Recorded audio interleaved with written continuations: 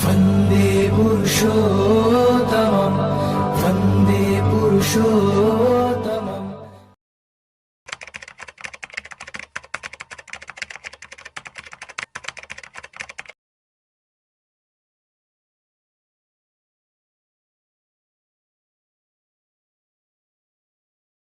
वन्दे लोकतिलकं सत्त्ववार्ता विभूषणम् अमरकृतसारणं प्रबुद्धं लोकजीवनं प्रणयप्रमत्तयागदीपनं वन्दे जीवनजीवनं सत्पुरुषं वन्दे जीवनजीवनं सत्पुरुषं।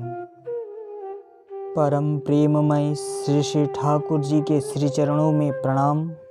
परम राध्या श्री श्री बड़मा के श्री चरणों में प्रणाम। परम पूज्यपाद श्री श्री बड़दा के श्री चरणों में प्रणाम।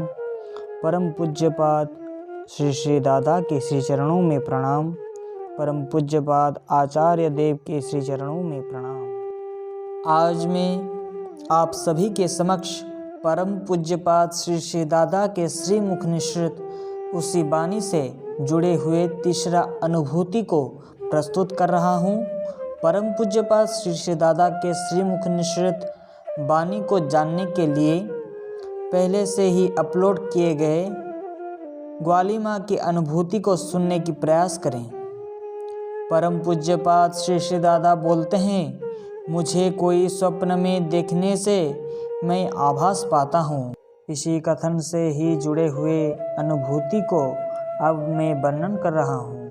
बरडूबी का सुनील देव भाई ठाकुर जी के एक निष्ठ सेवक एक समय में वे रेलवे में नौकरी करते थे। 1965-66 साल होगा।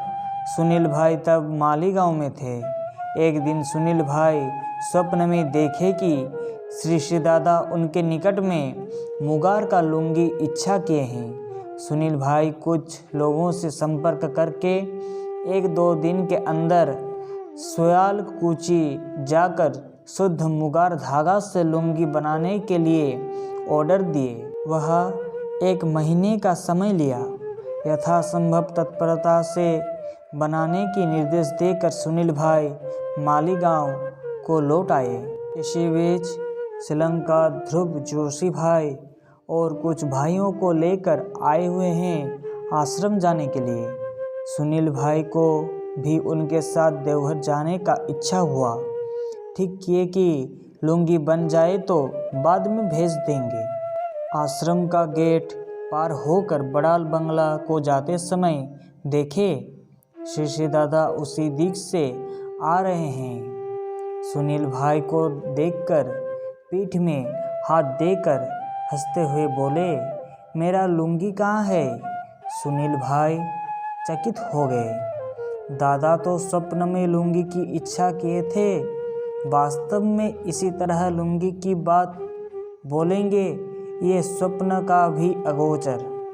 सुनील भाई को चकित देखते हुए पुनः श्री श्री दादा बोले, मेरा लुंगी कहाँ है?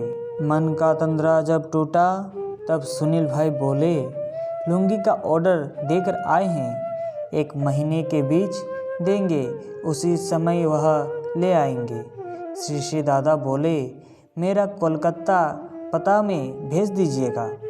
कुछ ही दूर जाकर श्री श्री दादा सुनील भाई को देख हंसते हुए बोले, मुझे स्वप्न में कोई देखने से मैं आभास पाता हूँ। उसी कथन को श्री श्री दादा कई बार कौतूहलतावश सुनील भाई को कह चुके हैं।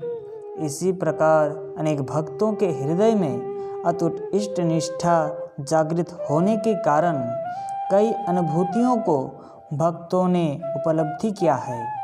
श्री श्री दादा के श्रीमुख निश्रित वाणी से जुड़े अनेक अनुभूति आपके समक्ष हम लाते रहेंगे। आज के इस अनुभूति के साथ मैं इतना में रहता हूँ और परम प्रेममय श्री श्री ठाकुर जी एवं परम पूज्यपाद श्री श्री दादा के श्री चरणों में इष्ट परिवार और सभी गुरु भ्राता माता और छोटे भाई बहनों के सुस्थ निरामय जीवन के लिए प्रार्थना करता हूँ। जय गुरु।